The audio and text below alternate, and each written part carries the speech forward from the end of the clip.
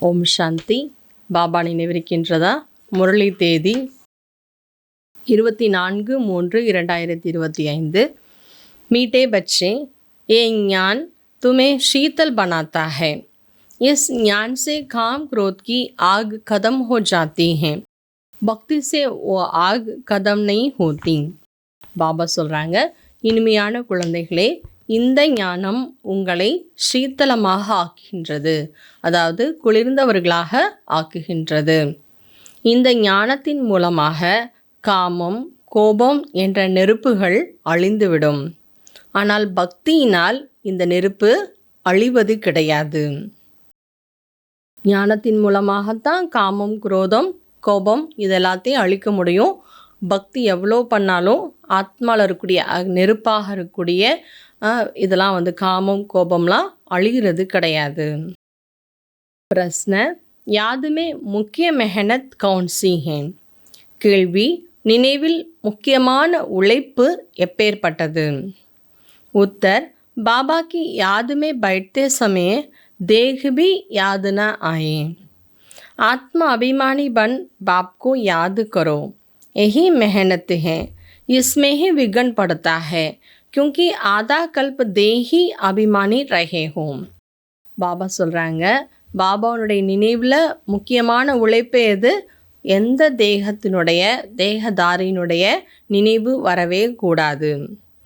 ஆத்மா அபிமானின் ஆகி நம்ம பாபா மட்டும் நினைவு பண்ணணும். இதான் உழைப்பு. ஆனால் இந்த உழைப்புக்கு தான் தடைகள் கூட ஏற்படுது.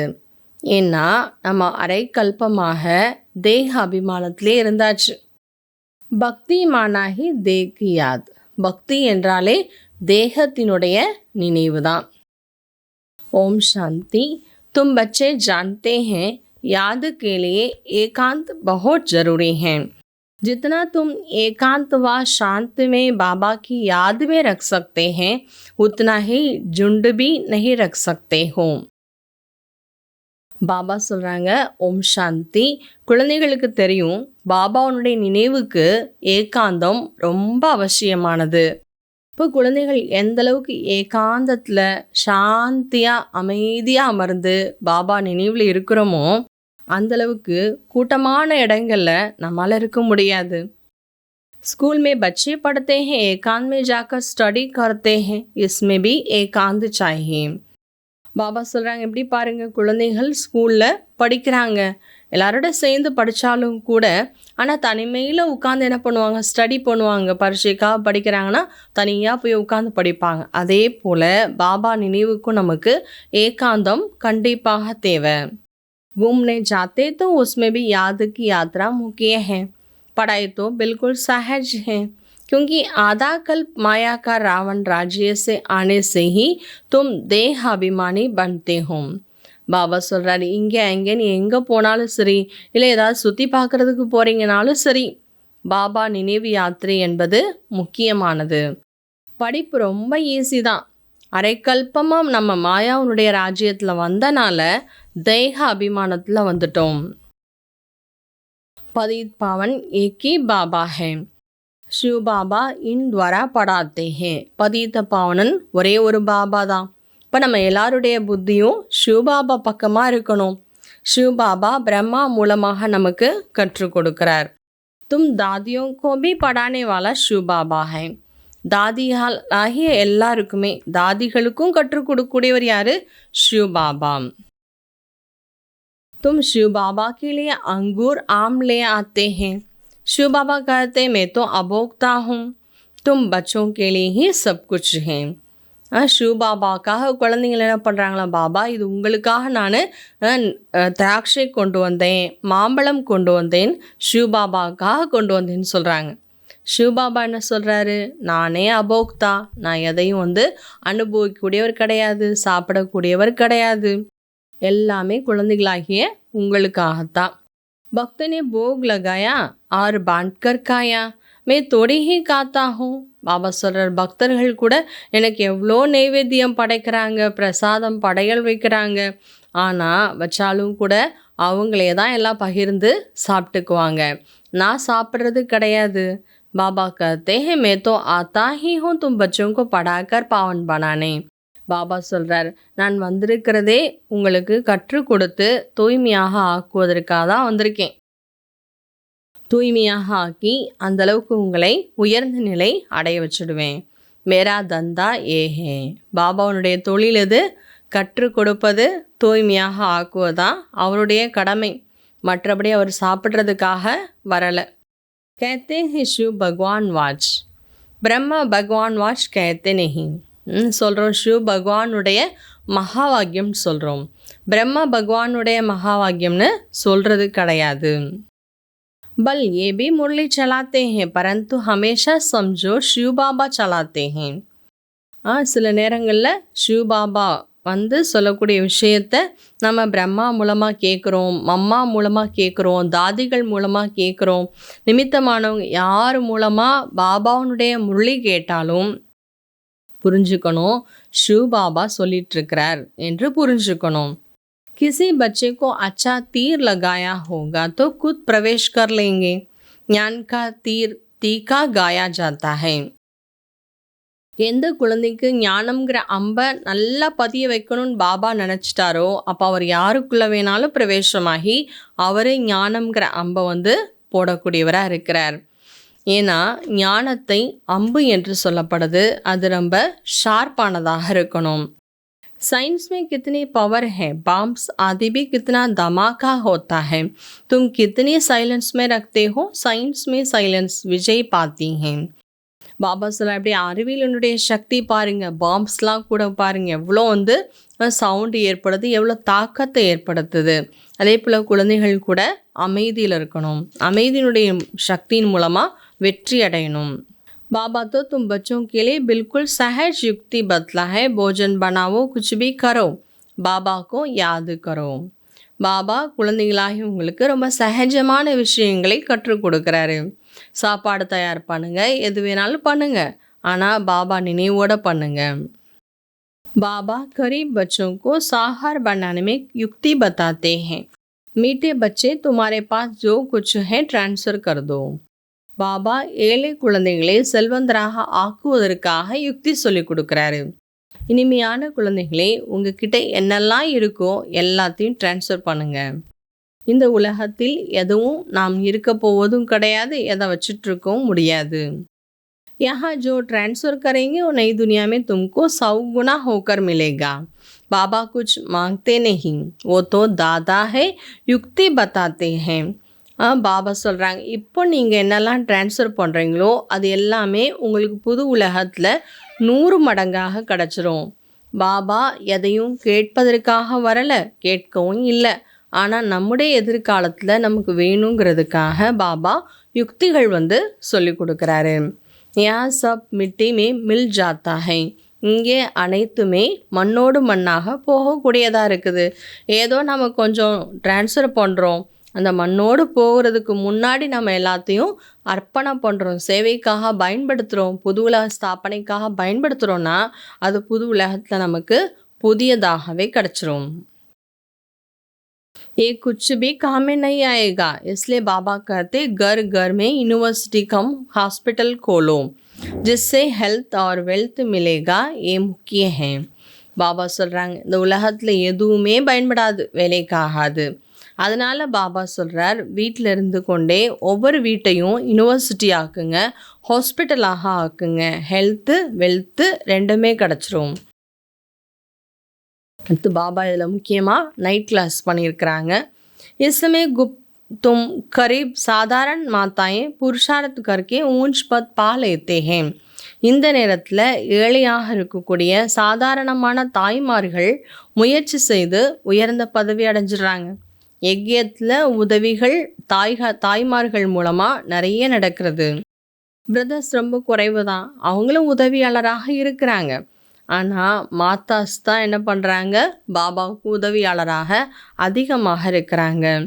ஆனால் மாதாஸ்க்கு நான் வாரிசுக்கு அதிகாரி, பாபாவுடைய ஆஸ்தி அடைகிறதுக்கு வாரிசு என்ற நஷா இருக்கிறதுல அவங்க விதைக்கிறாங்க, தன்னுடைய வாழ்க்கையை உருவாக்கிக்கிறாங்க. பாபா திரும்ப திரும்ப புரிய வைக்கிறார், டைம் வேஸ்ட்டு மத்துக்கிறோம், நேரத்தை வீணாக்க கூடாது. तुम वानप्रस्थी होना, वानप्रस्थियों के भी आश्रम होते हैं। वानप्रस्थियों के पास जाना चाहिए, मरने के पहले लक्ष्य तो बता दो.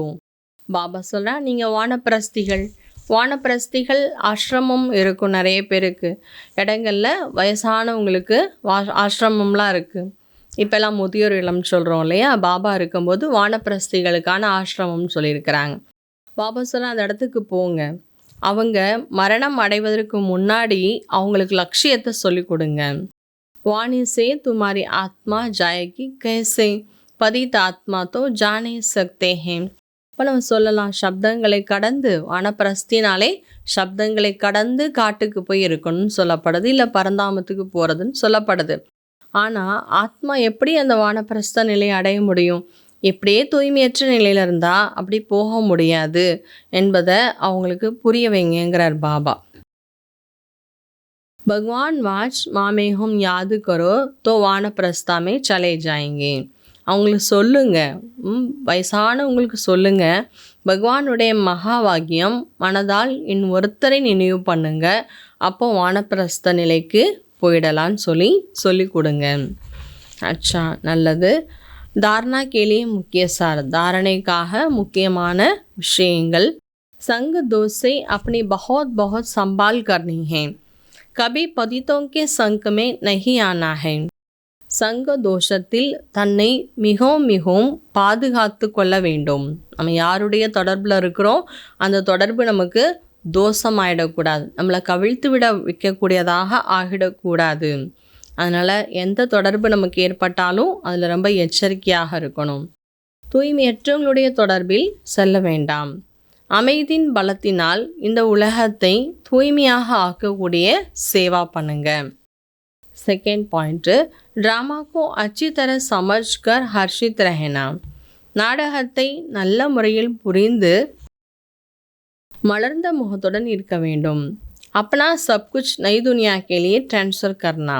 தன்னுடைய அனைத்தையும் புது உலகத்திற்காக மாற்றிவிட வேண்டும். வரதான், बाप द्वारा सफलता का तिलक प्राप्त करने वाले सदा आज्ञाकारी दिल तख्त नशीन भव.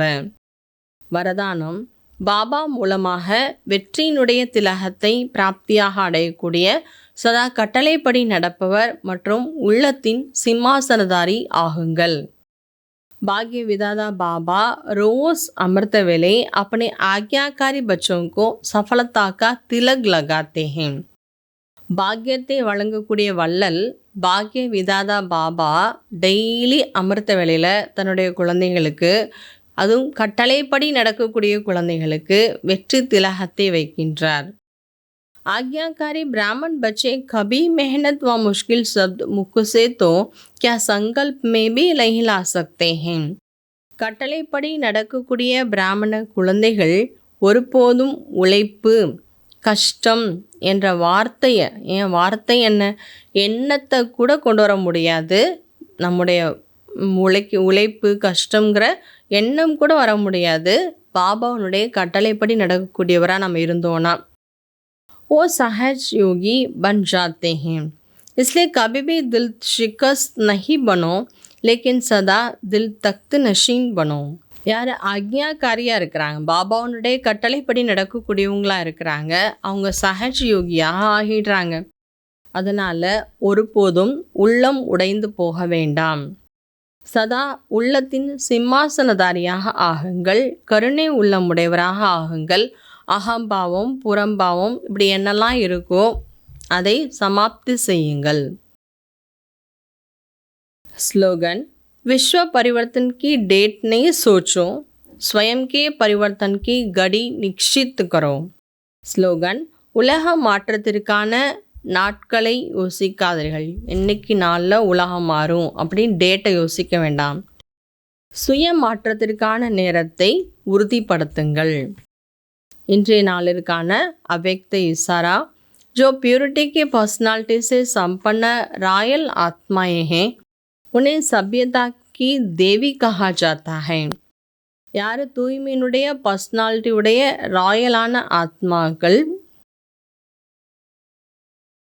அவர்களை நாகரிகத்தினுடைய தேவி என்று சொல்லப்படுகின்றது.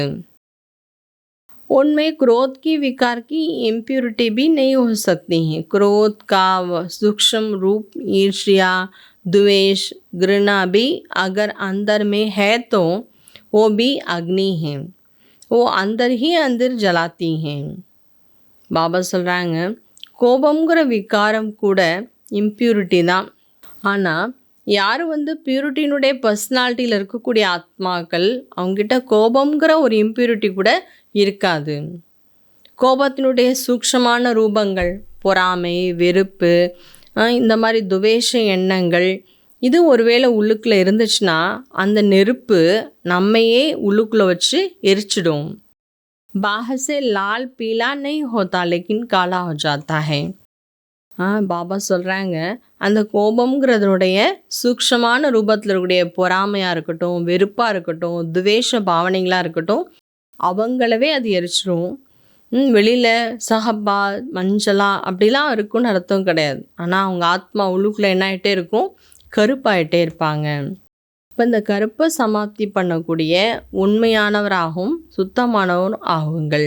நம்ம ஆத்மாவில் இருக்கக்கூடிய கருப்பை நம்ம போக்கணும்னா உண்மையான ஆத்மா சுத்தமான ஆத்மாவாக ஆக வேண்டும். ஓம் சாந்தி.